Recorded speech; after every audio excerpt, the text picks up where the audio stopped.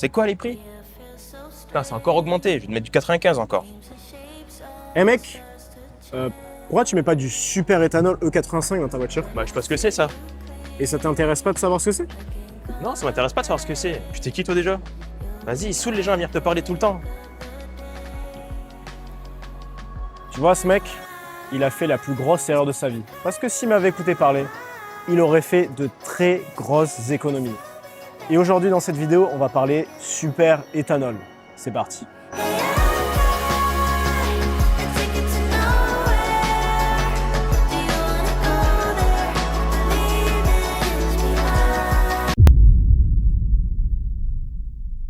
Bonjour et bienvenue sur cette nouvelle vidéo dans laquelle on va parler de l'éthanol. Comme je t'avais dit dans l'intro, vidéo que je veux faire depuis un long moment. Donc rouler à l'éthanol, c'est possible, mais c'est pas si simple. Et aujourd'hui dans cette vidéo, on va voir si c'est un vrai tips à connaître pour les voitures ou si c'est juste un effet de mode. Je vais te parler en concret car moi j'essaye sur tous mes véhicules essence et je te parle pas en théorie. Aujourd'hui, on va parler vraiment fact. Donc tout d'abord, qu'est-ce que c'est ce carburant? Tu peux te poser la question. Donc tout d'abord, ce qu'on va expliquer, c'est qu'est-ce que c'est que l'éthanol? En plus d'être un carburant pas cher, car oui, en effet, je tourne en plein milieu du blocage du détroit d'Ormuz, où les carburants dépassent tous 2 € et l'éthanol reste à 75 centimes. Donc l'éthanol, en plus d'être un carburant pas cher, c'est un carburant made in France. Cocorico. Pas mal, non? Car il est produit à partir de résidus agricoles comme par exemple le raisin, on est dans les vignes, ça tombe bien, et la betterave sucrière. Donc c'est ce qu'on appelle un biocarburant. Et donc vu que ce carburant est produit en France à partir de résidus agricoles, encore une fois, on n'a aucune dépendance au pétrole et aucune dépendance aux approvisionnements externes, comme ça peut être le cas pour le pétrole. C'est pour ça que tous les carburants augmentent, sauf l'éthanol, car l'éthanol vient directement de la production française et moins sensible aux fluctuations du pétrole, car ça en contient une petite partie, mais on verra ça après. Donc l'éthanol est ce qu'on peut appeler un carburant anti-inflation par rapport au pétrole, évidemment. Quand tu vas à la pompe, tu as déjà vu, peut-être une fois, E85. Donc E85, c'est l'éthanol, super éthanol, peu importe comment ils l'appellent. Et tu peux te poser la question, pourquoi E85? Pourquoi SP95 et pourquoi E85? Pourquoi la lettre elle change? Eh bien c'est tout simple. E, c'est pour éthanol. E85, 85% d'éthanol. Donc c'est pas de l'éthanol 100% pur, c'est un carburant qui est coupé avec du sans-plomb. C'est pour ça que c'est un petit peu sensible à la fluctuation du pétrole, car on est sur à peu près une quantité de 15% de sans-plomb en été, et 35 en hiver. La quantité d'éthanol varie selon la saison. En hiver, on est sur du E65, donc 65% d'éthanol, 35% de sans-plomb, pour aider les véhicules à démarrer à froid. Car l'éthanol, une de ses grandes contraintes, ça va être les démarrages à froid qui vont être plus difficiles qu'à l'essence. Ce petit truc de E85, E65, tu peux par exemple le retrouver dans le SP95 E10, qui contient donc 10% d'éthanol. Maintenant que tu sais ce que c'est l'éthanol, on va essayer de comprendre pourquoi ça fonctionne. Pourquoi il existe un carburant alternatif au sans-plomb. Premièrement, c'est un carburant comme le sans-plomb. Et là, tu peux te dire, mais c'est moins cher, donc ça doit être moins bien.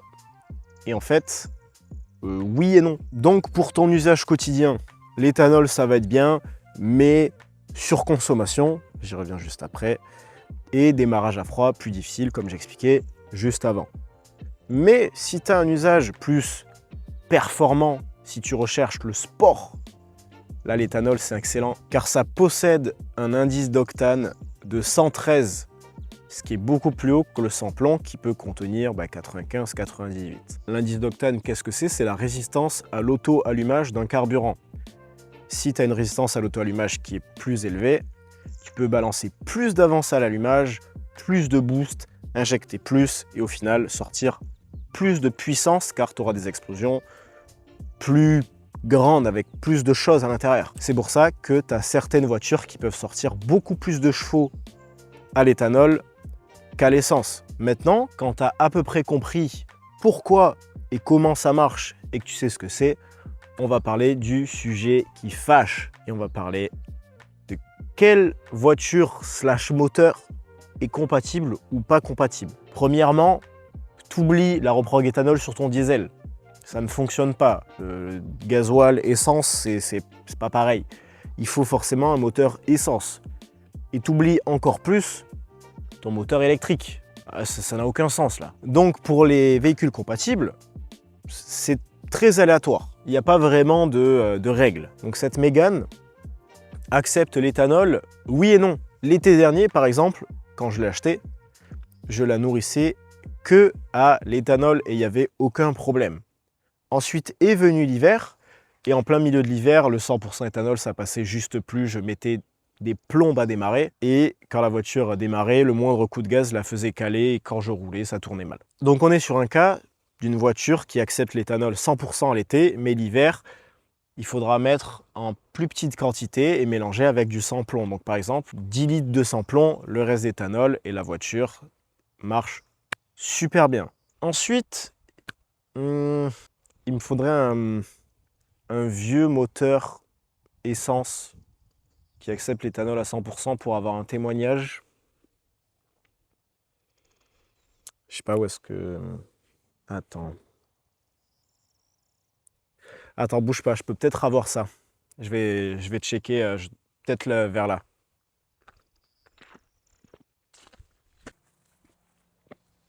Bonjour monsieur. Bonjour. Je t'avais dit que je pouvais avoir ça. Du coup, qu'est-ce qu'il y a dans cette 206? 1 litre 1 TU, 60 chevaux, Quelle année? 2003, Et donc tu roules 100% éthanol depuis un peu moins de 10 000 bornes.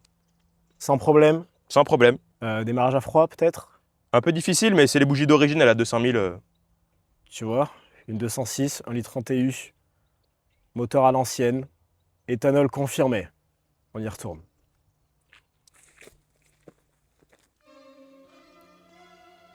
Bon, on vient de le voir, 1 litre 1 TU, 60 chevaux, ça tourne super bien l'éthanol. Et ça à 100%. Donc que ce soit le 1 litre 1 TU, 1 litre TU, 1 litre 4, même les 1 litre 6, ça marche, même les XU qui viennent d'avant. Évidemment, j'aurais pu aussi te parler de ma chère Safrane. La Safrane qui prend que de l'éthanol sans aucun problème.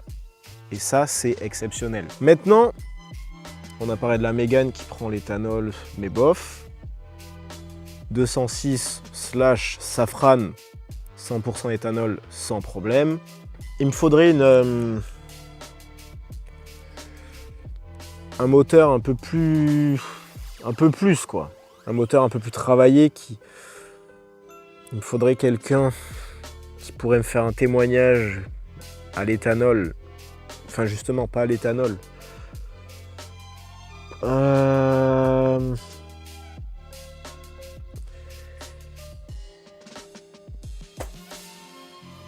BMW série 5 E34.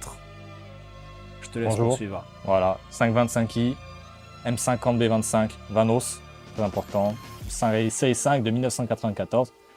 Donc c'est un 6 cylindres, 24 soupapes, 2,5 litres à des injections indirectes. Du coup, tu ne roules pas l'éthanol. Et non.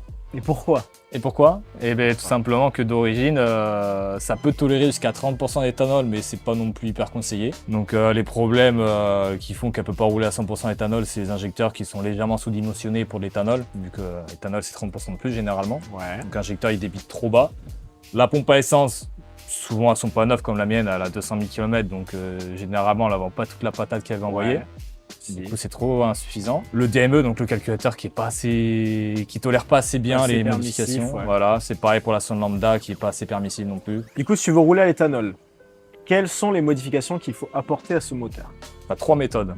La première, c'est juste changer les injecteurs, donc Ouais. mettre des injecteurs plus gros, donc soit de M52 B28, donc les 2,8 litres, donc plus Ouais. gros cylindré, plus grosse injection, meilleur débit. Ouais. Ou sinon, ce qui est possible aussi, c'est mettre des injecteurs de 5 litres Coyote de Ford Ford Mustang Mustang. GT. c'est Ça fou, fonctionne bien aussi, vu que c'est les mêmes dimensions, c'est des V6, si je dis pas de conneries. Peut-être. C'est les injecteurs Bosch, enfin bref, c'est une version, c'est la même longueur. Et donc ça, c'est la première méthode, mais t'as quelques petits soucis avec ça, c'est que du coup, t'as la pompe à essence qui est tout le temps à fond. Le DME qui envoie tout le temps tout à fond parce que du coup la lambda elle essaie de corriger le manque de Ouais. richesse. Mais du coup voilà, c'est pas bon pour le moteur, ça te génère des ratés, ça tourne mal, c'est pas optimisé. Deuxième méthode, c'est que tu fais juste une reprog, donc là-dessus c'est des calculateurs non reprogrammables, du coup faut mettre des EPROM. Ouais, donc c'est Donc, vraiment un t'as- calculateur à l'ancienne. Calculateur Surtout, ancienne, voilà. Une galère. Une galère. Bon, après tu peux, t'as des mecs sur eBay qui ont des sites, tout ça, qui sont bien là-dedans, ils peuvent te faire des T'as reprogs. des noms à donner J'ai pas de nom en tête pour l'instant, Pas de nom je suis à pas donner. assez renseigné là-dessus, mais généralement très des bons trucs quand même. sur Ça, eBay? eBay où ils ont carrément leur site Sur internet. Sur Internet. eBay, t'as des bons trucs quand même des fois, hein, des bons mecs. Bah du coup, si tu veux faire reprogrammer ta BM des années 90 à l'éthanol, cherche sur eBay, tu peux trouver si jamais. Ensuite, Mais du coup, voilà, si tu fais que une reprog, t'auras toujours le problème Ouais. de la pompe à essence et des ouais, injecteurs. au niveau du matériel, tu seras toujours... C'est qu'il y a quelque chose qui a claqué très vite, parce que les injecteurs tout le temps ouverts Ouais. à fond, donc c'est pas bon. C'est le top, c'est qu'ils soient pas à fond tout le temps, quoi. Ouais, c'est ça. Et dernière méthode, la plus onéreuse mais la meilleure, c'est que tu changes pompe à essence, injecteur et la reprogrammation, programmation Ouais, du tu fais calculateur. le tout, quoi. Tu fais le tout, là t'auras pas d'emmerde, ça tournera nickel. Parce qu'en Mais, plus c'est une injection en direct atmosphérique, en plus un gros moteur, donc ça honnêtement ça peut bien prendre l'éthanol comme il faut. Mhm. Mais voilà, moi personnellement je le fais pas parce que c'est pas mon daily, c'est une voiture que j'utilise juste le week-end quand il fait beau, donc Ouais, autrement donc ça dire- vaut pas forcément le coup de faire toutes les modifications pour t'en servir juste le week-end. Voilà, c'est ça, c'est moi j'ai aucun intérêt, je fais 5000 km par an avec, peut-être 10 000 ça dépend des fois, mais c'est vraiment pas assez pour faire du 100 pour faire éthanol. Ok.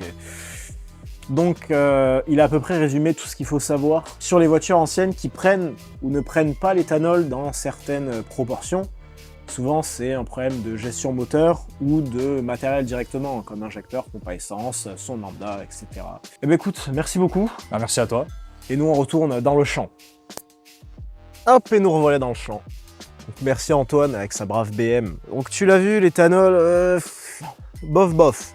On reste sur des voitures un peu anciennes. Et en parlant de voitures anciennes, il faut qu'on parle des problèmes que ça apporte sur les voitures anciennes. Parce qu'évidemment, tu peux pas juste mettre ta voiture à l'éthanol. C'est pas aussi simple que ça. La chose qu'il faut savoir, premièrement, c'est que l'éthanol, c'est un carburant qui est très sec et très abrasif. Donc ce qui va se passer, c'est que quand tu vas mettre de l'éthanol, ça va rouler, la pompe à essence, ça va ramener à peu près toutes les cochonneries qu'il y a dans ton carburant et dans ton circuit de carburant aussi, dans le filtre.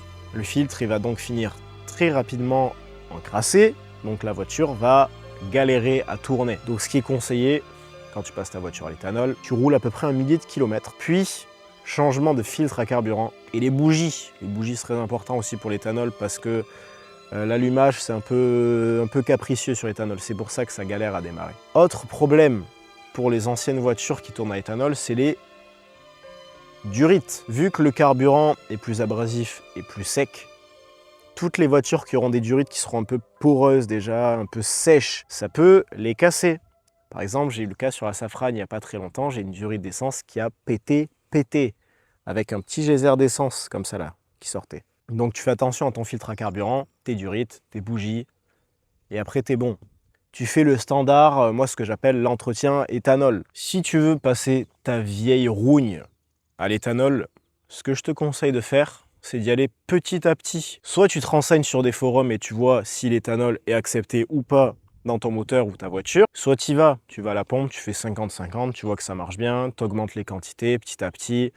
Et s'il faut, tu vas finir à du 100% et tu seras content, car tu feras de grosses économies. Même sur les voitures plus modernes, tu peux essayer. C'est plus restrictif, évidemment, car les voitures modernes, on a des injections qui sont un peu plus capricieuses vis-à-vis du moindre changement de carburant, donc tu n'auras pas forcément les mêmes résultats que sur une voiture plus ancienne. Cependant, sur les voitures modernes, tu peux passer par la case reprogrammation ou par la case boîtier. La reprogrammation, ça te permet d'avoir directement une voiture qui est faite pour l'éthanol. C'est pas du bricolage comme je fais ou comme plein d'autres gens font sur leur vieille voiture. Reprogrammation, c'est un peu mieux. Tu as la voiture qui va tourner mieux, elle injectera mieux, l'allumage sera plus précis car il sera fait pour l'éthanol. Par exemple, juste avant, je te parlais des moteurs XU, TU, et la génération après, c'est les moteurs EW. Tu restes sur des 4 cylindres, injection indirecte, mais si tu veux la passer à l'éthanol, par exemple, je te dis un exemple, 307, 2 litres, 16 soupapes, 138 chevaux de chez Peugeot. Tu peux pas mettre 100% d'éthanol sans rien toucher. Sinon, tu vas avoir un beau voyant moteur et la voiture, elle va tourner pas de manière optimale. Tu peux passer par la case reprog, sortir plus de chevaux et avoir une voiture qui est plus saine. Ou sinon, tu as la case boîtier. Et la case boîtier, il faut que je te le dise, c'est la seule qui est homologuée. Car la reprogrammation, illégale. Je t'incite pas à trafiquer ta voiture. C'est pas parce que moi je le fais que tu es obligé de le faire. Jusque-là, je te parlais des moteurs Atmo. Donc les moteurs Atmo sont souvent beaucoup plus permissifs que les moteurs turbo. Moteur turbo, reprogrammation obligatoire ou boîtier. Tu peux pas juste mettre le carburant et espérer. Ou sinon des vieux moteurs turbo type années 90. Mais les moteurs plus modernes, par exemple un TSI de chez Volkswagen, injection directe, turbo, c'est reprogrammation / boîtier obligatoire. D'ailleurs, il m'en faudrait une pour en parler. Donc attends, si je me souviens bien. Attends, là-bas, il y a la 206. Je vais essayer d'aller voir là-bas.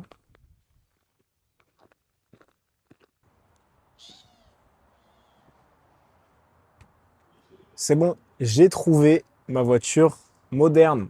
Volkswagen Sirocco de 2014, 1,4 litre TSI 122, reprog Stageant Flex Fuel. Du coup, ce 1,4 litre TSI, c'est un moteur à injection directe. Donc c'est un moteur qui n'accepte pas du tout l'éthanol sans passer par la case reprogrammation. Sinon, ça ne marche juste pas du tout. Et celle-là, elle a une reprogrammation donc Flex Fuel, mi-essence, mi-éthanol, ça peut prendre les deux, depuis plusieurs dizaines de milliers de kilomètres. Et aucun problème moteur n'est à déplorer. Comme quoi l'éthanol, les gens qui disent que ça abîme le moteur, c'est totalement faux. Sinon, celle-là, elle aurait déjà des petits problèmes. Maintenant qu'on a parlé des vieilles voitures et des voitures modernes, j'y retourne. Il me reste encore quelques trucs à te dire.